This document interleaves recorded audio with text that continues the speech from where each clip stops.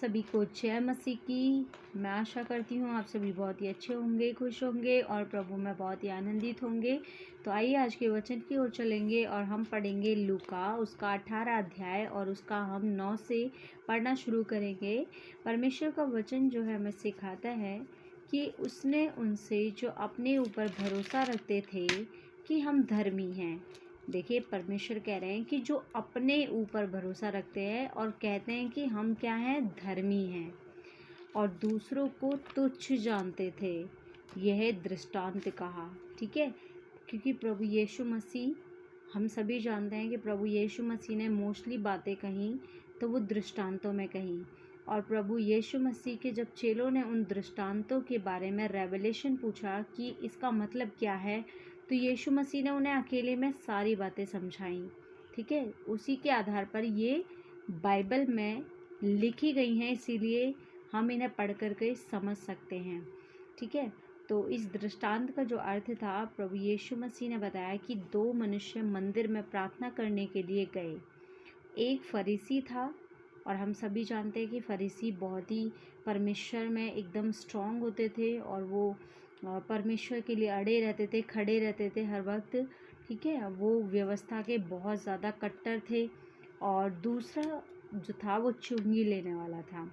ठीक है, जो टैक्स लेते हैं वो था। तो फरीसी खड़ा होकर अपने मन में यूँ प्रार्थना करने लगा कि हे परमेश्वर, मैं तेरा धन्यवाद करता हूँ कि मैं दूसरे मनुष्य के समान अंधेर करने वाला, अन्यायी और व्यभिचारी नहीं, और ना इस चुंगी लेने वाले के समान हूँ। देखिए, उसने इस तरीके से प्रार्थना की, उसने अपनी बातें नहीं रखी। उसने किस तरीके से अपनी सिर्फ और सिर्फ उसने क्या की, बड़ाई की। उसने अपनी बड़ाई करते हुए प्रार्थना को रखा।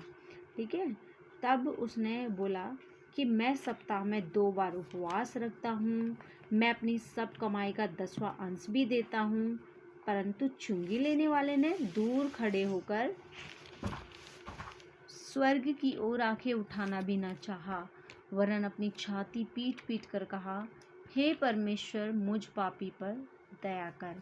देखिए, एक और जो है फरीसी, जो क्या कह रहा है कि मैं हफ्ते में 2 बार उपवास रखता हूँ, मैं टाइथ देता हूँ, और मैं इस चुंगी लेने वाले के समान नहीं हूँ, ना मैं व्यभिचारी हूँ। ठीक है, इस तरीके से उसने बात कही अपनी।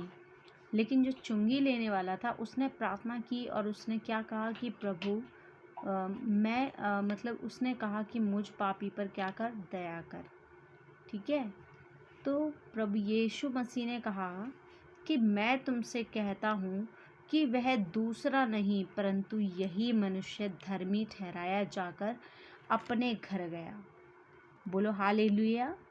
क्योंकि जो कोई अपने आप को बड़ा बनाएगा वह छोटा किया जाएगा, और जो अपने आप को छोटा बनाएगा वह बड़ा किया जाएगा। तो मेरे प्रियो, हमें किसी के भी सामने अपने आप को बड़ा बनाने की कोशिश नहीं करनी है, या हमें अपने मन में भी नहीं सोचना कि मैं तो बहुत बड़ा धर्मी हूँ और मैं इसके समान नहीं हूँ या उसके समान नहीं हूँ।